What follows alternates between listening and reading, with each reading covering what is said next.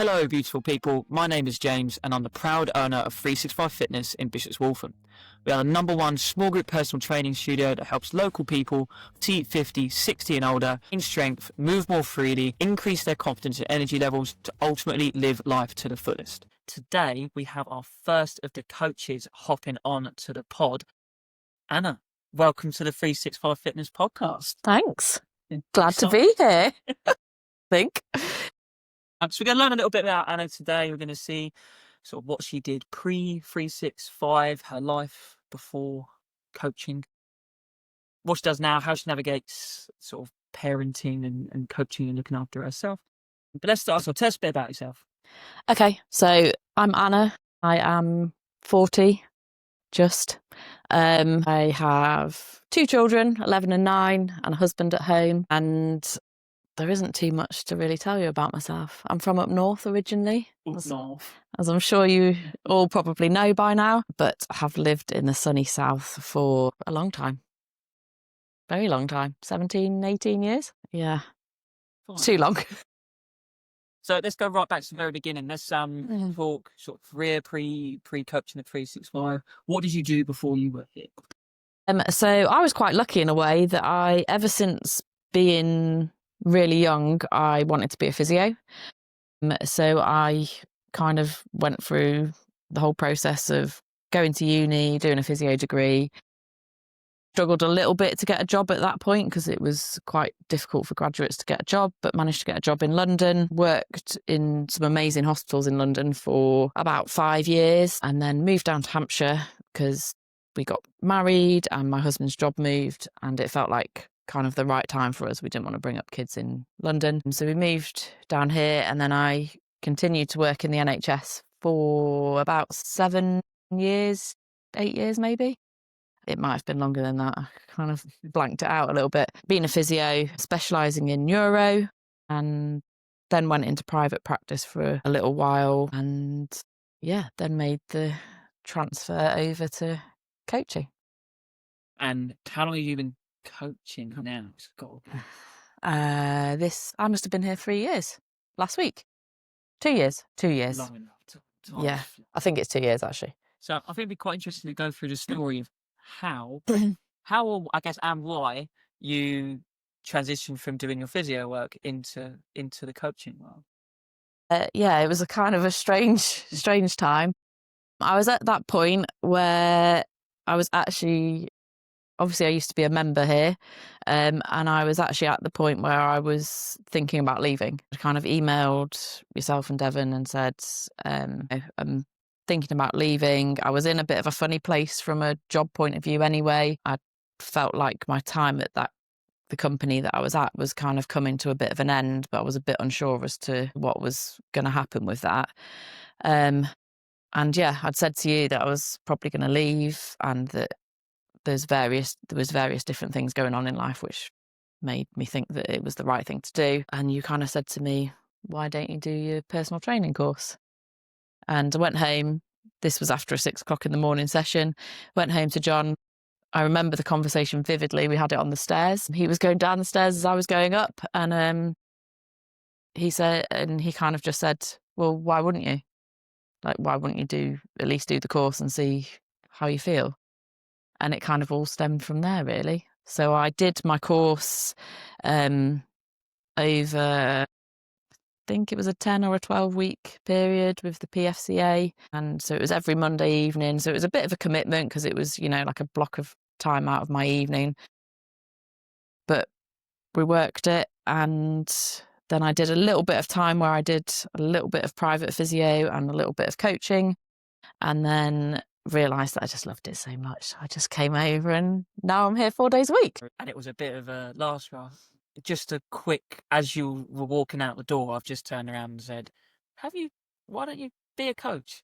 And then that afternoon you messaged me to be like, were you being serious about that? Yeah, it was a bit of a weird one. You never quite know at 6 o'clock in the morning if your brain's quite switched on and you're hearing things right. But yeah, and to be honest, it felt like a natural move. Like it wasn't, I'd got to the point with my physio where I basically had emotional burnout.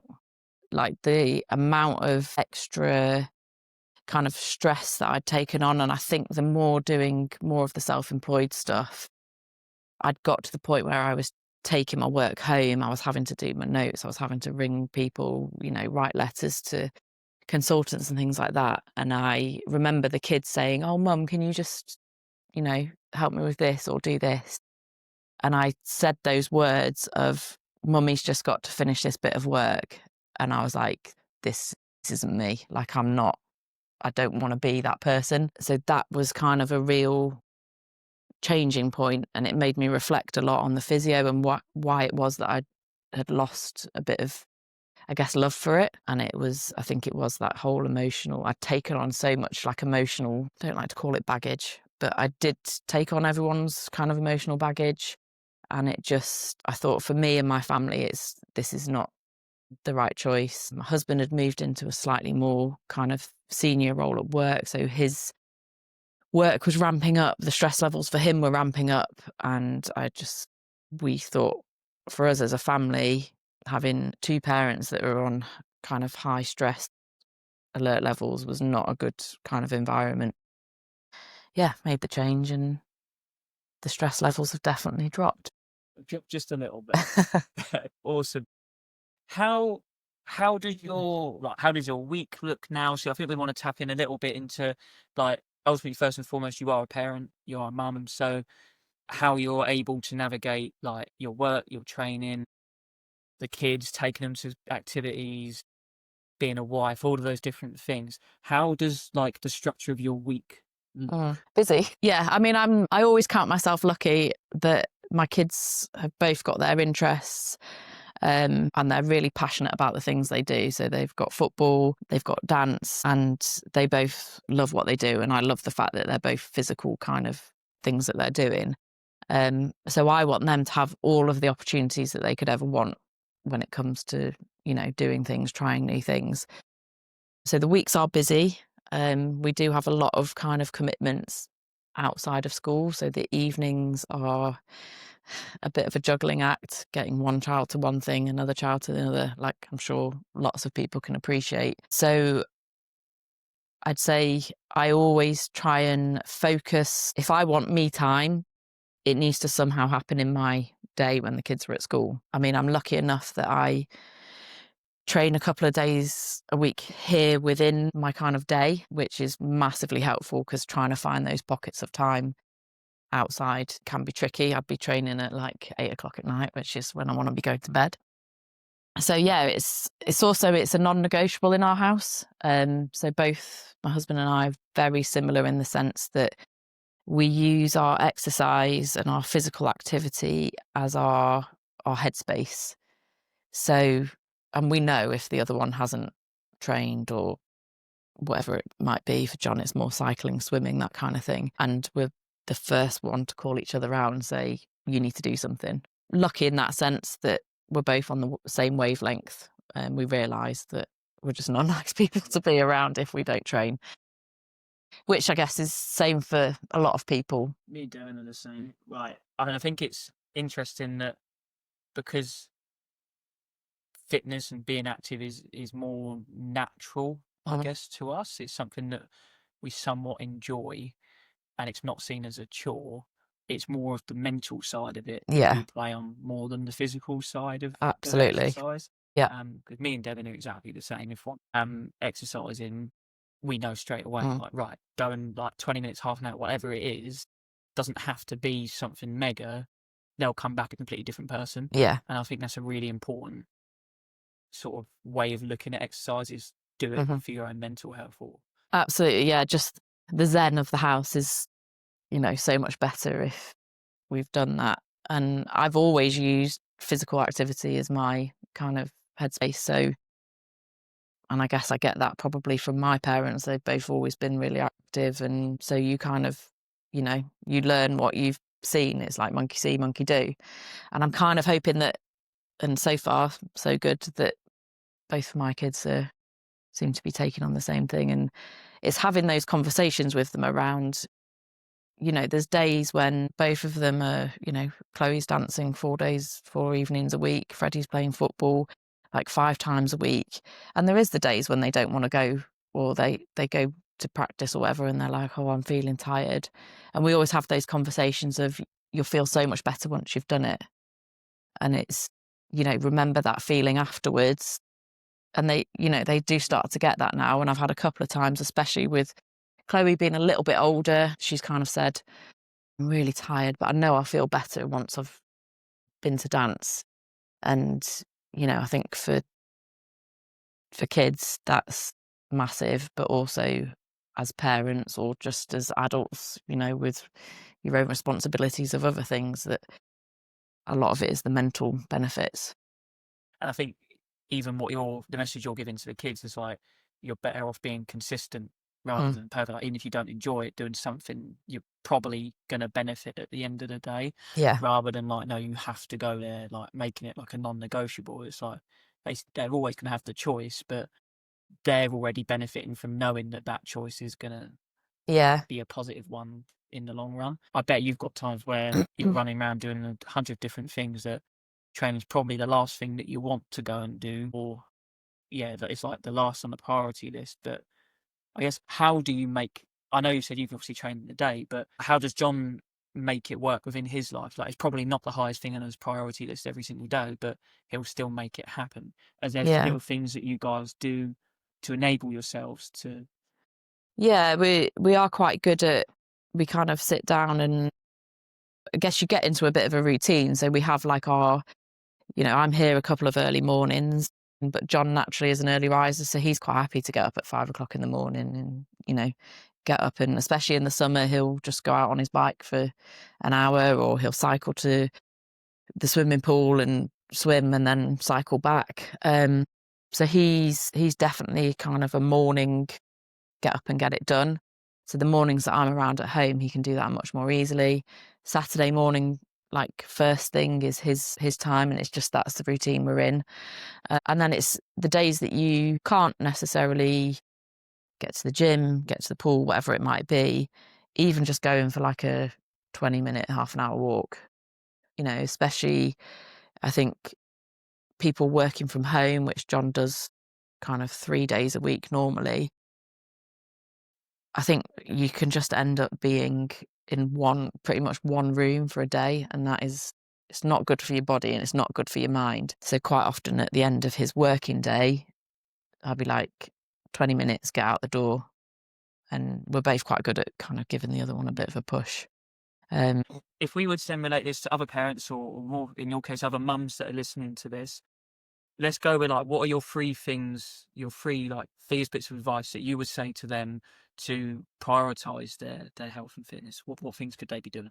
Plan and put it in your diary would be my main thing. So literally on a Sunday afternoon, whatever it might be, or at the weekend, sit down and be like, okay, this is what my week looks like. When am I going to get my sessions in?